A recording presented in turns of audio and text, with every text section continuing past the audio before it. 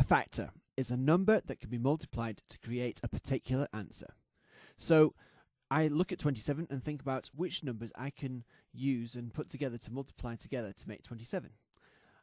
1 multiplied by 27 makes 27, and 3 multiplied by 9 also makes 27. So the factors of 27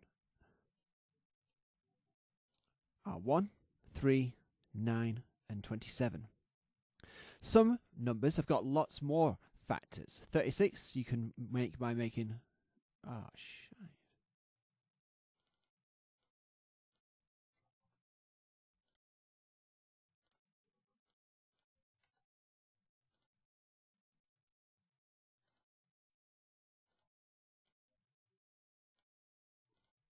Some numbers have lots of factors. 36 can be made by multiplying 1 and 36, 2 and 18, 3 and 12, 6 and 6, and 4 and 9.